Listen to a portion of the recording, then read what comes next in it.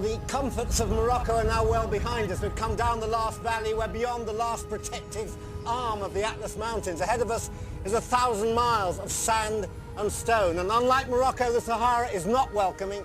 It's hard and it's hostile, and from now on, it gets serious. Okay, so...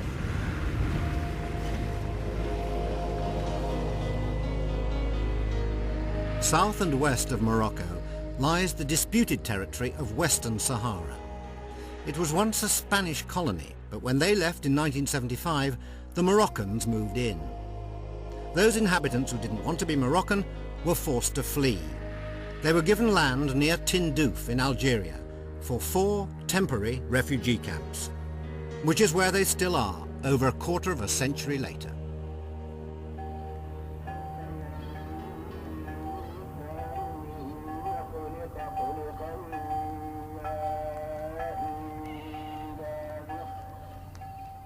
Their military and political organisation is called the Polisario Front. Their job is to keep the flag flying, make sure the world doesn't forget their plight, and at the same time ensure that nearly 200,000 people are fed and watered in one of the most inhospitable corners of the Sahara.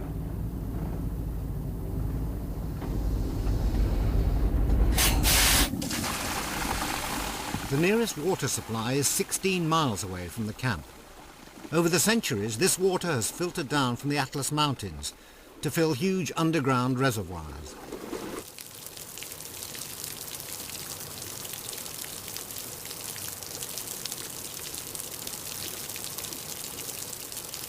Because the water is impure, bleach has to be added. My host Bashir has been a refugee for half his life. Well-educated and well-travelled, he lived for a while in Leeds. And that water is for everything they need. It's for their cooking, for their washing, for their bathing. Yeah, for everything except for tea.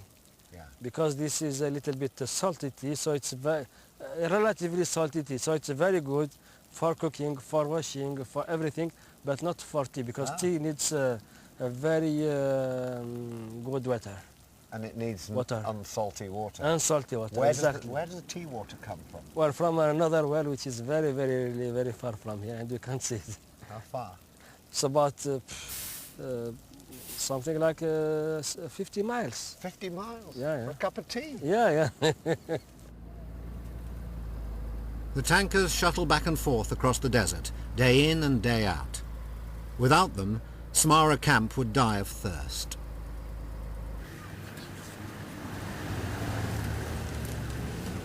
How many people are there in this Samara, in this camp?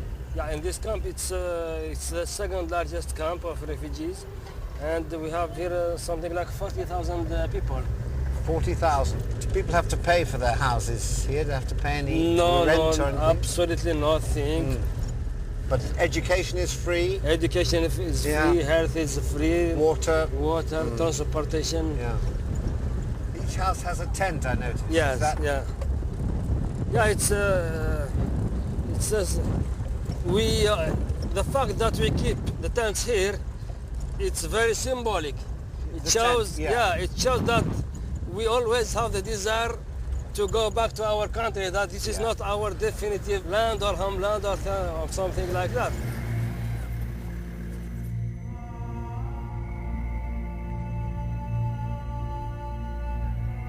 Despite Bashir's unquenchable optimism, there are more and more of his people each year for whom the time to return home has already run out. It's sad, isn't it? There are a lot of people here.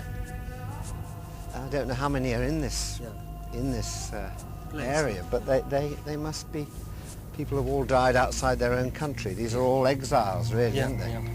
They have fled from their own country, and they have came to live here in these very hard conditions while they were waiting, going back one day to their country. Yeah. But unfortunately, they died here. So this is the main market of Smara camps. This is where all the main shops are. The main shops are, and they are very recent, only since 94 or 95. What did you have before that? A shopping mall, however basic, would have been unthinkable in Samara camp 10 years ago.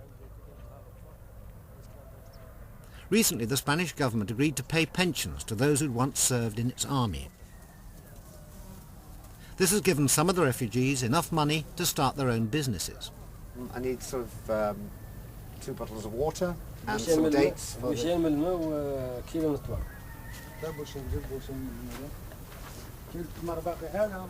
Which kind of dates do you like? There is this kind and You got any British dates? ما تمشي مثل بريطانيا. No.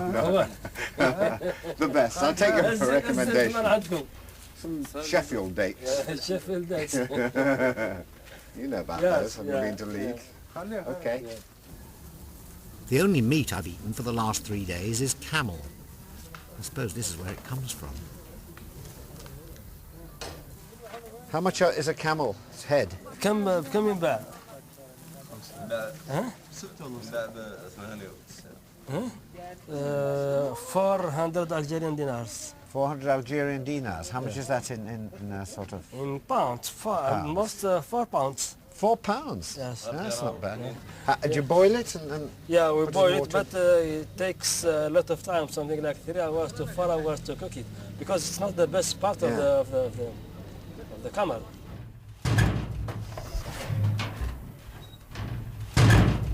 Before my next camel dinner, I retire to the bathroom for a quick shower, whilst Bashia's wife, Krikeba, conjures up another meal for us all.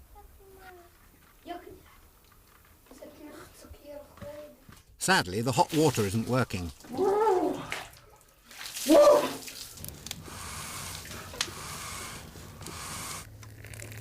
We're moving on tomorrow, on around the Sahara. Yeah.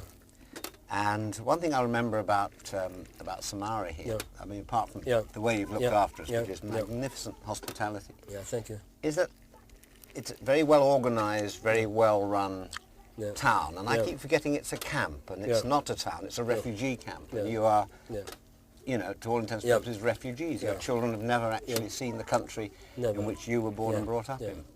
And I wonder what the future is. I mean, how do you see the future developing? For us, the future is very clear. We will fight, we will continue this fight until the end. At a school in the desert, these children are rehearsing for a parade to mark the anniversary of the founding of Polisario. With the help of Spanish and Cuban teachers,